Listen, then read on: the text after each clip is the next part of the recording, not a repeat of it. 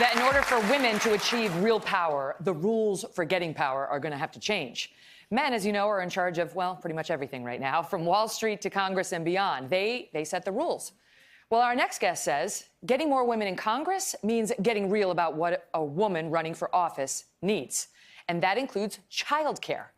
She says she is one of only 3 women in the country running for Congress while raising a child under the age of 2. And last month, she announced that she is asking the Federal Election Commission to approve the use of campaign funds for childcare. Watch this. I'm Liuba Gretchen Shirley, and I'm running for Congress in New York's 2nd District.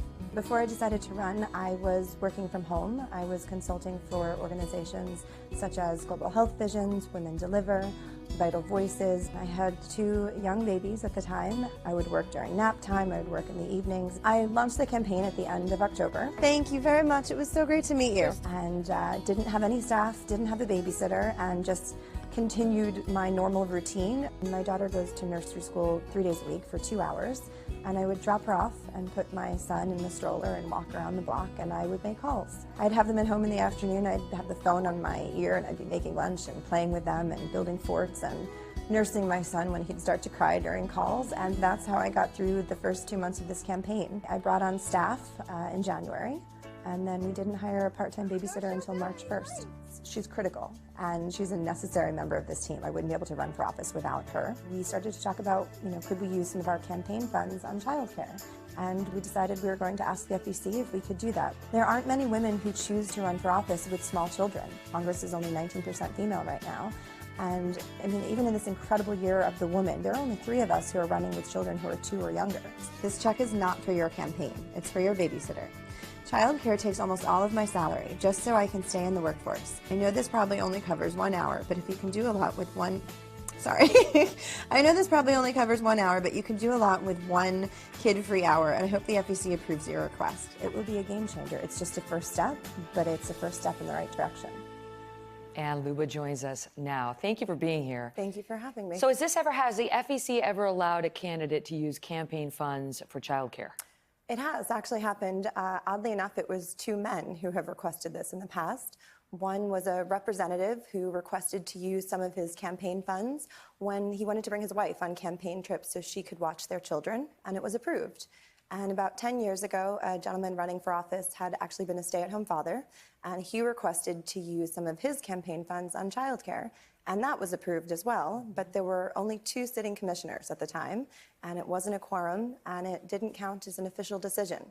So it's not guaranteed that you're going to get this? It's not guaranteed. And you're running for the Democratic primary right now, to win the Democratic primary. Your Democratic opponent is against this. Yes. He doesn't want you to get it. This is true. And his position is it's a slippery slope, and if we allow the monies for this, then where does it end? What else are we going to have to fund? It is. It's disappointing that he doesn't support something as basic as childcare, as basic and necessary as childcare.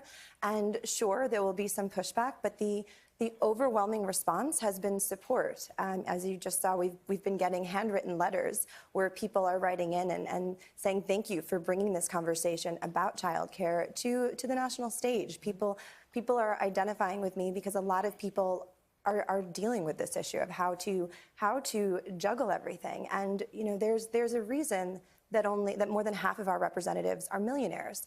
It's very difficult for a working American to take a year or a year and a half off of your life, forgo a salary, and work 24/7. That's what it takes to run for office. Because it's a full-time job to run. So you can't be doing your other job that would normally pay for your babysitter while you're running for Congress, is your point.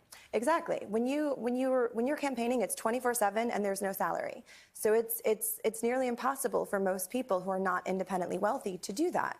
And that because of that, we're missing a vital voice in Congress right now. We don't have, Congress is not diverse. Only, 19% of Congress is female. We need more women in Congress. We need more women of color in Congress. We need more people from diverse socioeconomic backgrounds to actually talk about the issues because they're living these issues. I can talk about different issues. Right now we have a president who proudly boasts of sexually assaulting women. We have a Congress that works day and night to pass a health care bill that will make being a rape or a domestic violence survivor a pre-existing condition. They work to take maternity coverage and newborn coverage away from 13 million women in this country. And we need to make sure that we have more women and more people who understand what it's like to live in this country and juggle childcare and healthcare and school loans and mortgages. Those are the voices that we need in Congress. Of course, I should say President Trump claims that was locker room talk and that he wasn't boasting of sexually assaulting women, and he's denied sexually assaulting the 12-plus women who have come out against him. But to your point, that we are underrepresented. Women are underrepresented in Congress, Democrat and Republican.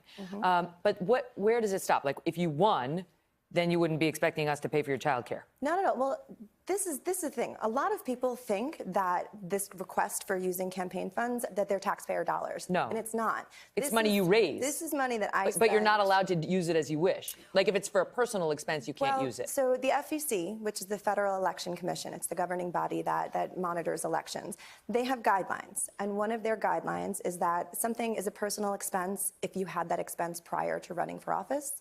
And I didn't have the expense of childcare. What were you doing before? I was consulting, and I work in global development, and I focus on women's economic empowerment. You were paying for your own childcare. I was the childcare. I was taking care of my children all day, and I would work during nap time and in the evenings. And my mom, right here, she's a school teacher. She'd come home at 3:30, and she'd watch my children, and I would work then. It's just not realistic to expect any stay-at-home mom, who many of whom, this is sort of what the founders thought of. Sort of the citizen servant, public servant, who would go and say, that's actually how, sorry, but Sarah Palin got her start. I know you are undoubtedly not a fan of hers because you're a Democrat. But my point is, that's how a lot of people first thought of it. There were moms who cared and saw issues affecting their children. And if you can't do it because you can't find any child care, it does pose an impediment. When do you get a ruling? We're actually going down to D.C. We're driving down tonight, and I'm testifying in front of the FEC tomorrow. We should have a ruling tomorrow. Are you bringing the kids? I am bringing the children. You got to bring the kids. Right? I'm hoping they fall asleep on the way down there. No, I totally agree with you. I hope they scream and cry while you're in the hearing, just so you can say, please, for the love of God, help me. Liuba, thank you so much for being here. All the best. Thank you. We'll be right back. Hello, Today fans. Thanks for checking out our YouTube channel. Subscribe by clicking that button down there and click on any of the videos over here to watch the latest interviews, show highlights, and digital exclusives.